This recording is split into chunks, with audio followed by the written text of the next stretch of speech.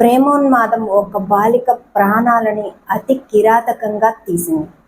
17 ఏళ్ల మైనర్ బాలికని 17 ఏళ్ల మైనర్ బాలుడు పెట్రోల్ పోసి అతి కిరాతకంగా నిప్పు పెట్టి కాల్చేశాడు. కడపలో జరిగిన సంఘటన మరచిపోకముందే ఇంకొక సంఘటన ఇలా జరగడం చాలా బాధకరం. కడప ఇన్సిడెంట్ మీకు గుర్తుంది కదా.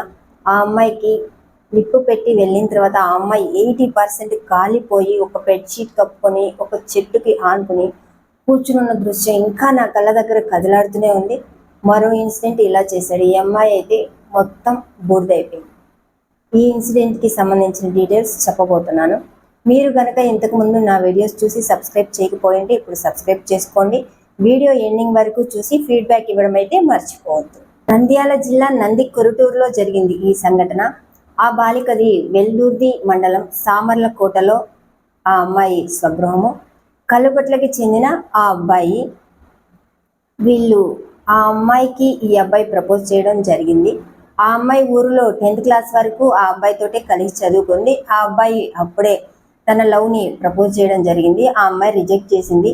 దాని తర్వాత ఈ అబ్బాయికి దూరంగా ఉండాలి అని వాళ్ళ తండ్రి లేడు. ఆ అమ్మాయి పుట్టిన 3 years అప్పుడే తండ్రి చనిపోయాడు.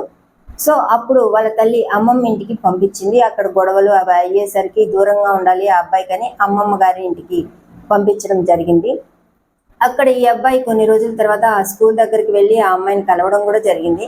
అప్పుడు అక్కడ ఉన్న వాళ్ళంతా ఆ అబ్బాయిని బాగా తిట్టి వాళ్ళకి క్లాస్ పీకి ఇక్కడికి ఎందుకు వచ్చావు అని బాగా కోపడగా ఆ అబ్బాయి చెప్పాడు, తను చెల్లి లాంటిది, ఇంకెప్పుడు రాను, తను చెల్లి కాబట్టి చూడడానికి వచ్చాను అని అది ఇది చెప్పి వెళ్ళిపోయాడు. దాని తర్వాత వాళ్ళ అమ్మమ్మ కూడా తను అలా బెదిరించింది, ఇంకా రావద్దు అని చెప్పి. దాని తర్వాత ఇంకేం జరగలేదు. దాని తర్వాత ఈ అమ్మాయి సండే అంటే 2 days బ్యాక్, ఇవాళ వెడ్నెస్డే కదా, 3 days ముందర సండే నైట్ 3 o'clock నిద్ర లేచి వాళ్ళ అమ్మమ్మకి చెప్పేసి అమ్మ కింద రూమ్లోకి వెళ్ళి నేను చదువుకుంటాను అని ఇంకొక రూమ్లోకి వెళ్ళి అక్కడ చదువుకోవడానికని వెళ్ళింది. ఈ అబ్బాయి అర్ధరాత్రి 12 గంటలకే వచ్చున్నాడు అని ఇరుగు పొరుగు వాళ్ళు చెప్తున్నారు. అక్కడ బైక్ వేసుకుని వచ్చాడు. ఆ బైక్లో నుంచి పెట్రోల్ బాటిల్లో తీసుకుని అక్కడే తిరుగుతున్నాడు. ఆ అమ్మాయి ఆ రూమ్లోకి వచ్చిన తర్వాత ఈ అబ్బాయి అక్కడికి వెళ్ళాడు. 4 ఆ టైంలో ఆ అమ్మాయి మీద పెట్రోల్ పోసి చంపేశారు అంటున్నారు. అవన్నీ ఇంకా జరుగుతూనే ఉన్నాయి. ఆ అమ్మాయి పెట్రోల్ పోసి కాల్ చేసినా కూడా ఏమీ అరవలేదంట. అంటే ఆ అమ్మాయి నోట్లో గుడ్లు కుక్కడమా, ఏం జరిగింది, లేకపోతే చంపేసి పెట్రోల్ పోసి కాల్ చేశాడా, ఏ విషయాలు బయటికి రాలేదు. ఫోరెన్సిక్ వాళ్ళు, డాగ్ స్క్వాడ్, పోలీసులు మొత్తం దీని గురించి ఎంక్వైరీ చేస్తున్నారు. ఇంకా ఫైనల్ కాలేదు. ఆ నిప్పంటించిన తరుణంలోనే ఈ అబ్బాయి కూడా కాళ్ళు కాలేయి, మంటలు 2 కాళ్ళకే ఉన్నాయి. ఇద్దరు లోపల తలిపేసుకుని ఉన్నారు. అది ఈ అబ్బాయి వేసాడా, ఏం జరిగింది అనే విషయం అయితే బయటకు రావట్లేదు. ఆ అమ్మాయి అయితే మంచి అమ్మాయి, ఇలా ఏం లేవు, బాగా చదువుకునేది. ఆ అమ్మాయి ఒక IAS లేకపోతే అప్పుడు ఆ అమ్మాయి ఇంటర్మీడియట్ ఫస్ట్ ఇయర్ బైపీసీ చదువుతుంది. IAS కానీ లేకపోతే డాక్టర్ కానీ అవ్వాలనేది ఆ అమ్మాయి ఏమంట. ఈ అబ్బాయి ఇలా ఖాళీ అయిన తర్వాత బయటికి రాలేక డోర్ ఓపెన్ కాక ఆ డోర్ని గట్టిగా తన్నాడు. అది చిన్న గోడ, ఒక చిన్న పాతకాలం గోడ కావడం వల్ల ఆ దారబంధాన్ని పెట్టుండే రాయి కింద పడింది. ఆ సౌండ్కి వాళ్ళ అమ్మమ్మ తాతయ్య బయటకు పరిగెత్తుకుని వచ్చారు. ఆ అమ్మాయి మాత్రం అప్పటికి పూర్తిగా చాలా వరకు కాలిపోయింది. ఆ అబ్బాయి 2 కాళ్ళు కాలి పరిగెత్తుకుంటూ బయటకు వచ్చాడు. అప్పుడు అందరూ స్థానికులు మొత్తం పట్టుకొని ఆ అబ్బాయిని పోలీసులకు ఫోన్ చేసి అప్పగించారు. ఆ అబ్బాయి పరిస్థితి కూడా కాలు ఉండడం వల్ల కర్నూలులోని ప్రభుత్వ ఆసుపత్రికి 108లో పంపించారు. దీని విషయాలు ఎలా జరిగాయి, ఎందుకు చేశాడు ఈ అబ్బాయి అని ఆ అబ్బాయికి బాగా అయిన తర్వాత పోలీసులు వాళ్ళ స్టైల్లో ఎంక్వైరీ చేస్తే కానీ బయటికి రావు.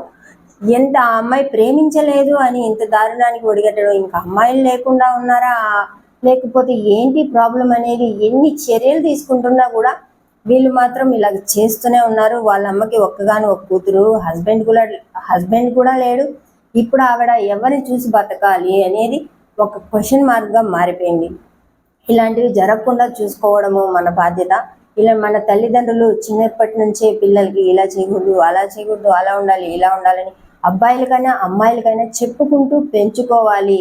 ఈ ప్రపంచంలో ఎలా ఉండాలి, మంచి చెడు చెప్పుకుంటూ పెంచుకోవాలి. ఈ మధ్యకాలంలో ఒక్కొక్కరు 10-20 మందిని మెయింటైన్ చేయడం ఒక ఆనవాయితీగా మారిపోయింది. ఇలా ప్రేమించలేదని ప్రేమోన్మాదము, చంపేయడము, అక్రమ సంబంధాలు, ఇవన్నీ దేనికోసం ఇన్ని పెరిగిపోతున్నాయి ఏం అర్థం కావట్లేదు. ఇలాంటి మరిన్ని వీడియోస్ కోసము నా ఐడిని సబ్స్క్రైబ్ చేసుకోండి. మీకు నచ్చితే లైక్ చేసి కామెంట్ చేయండి.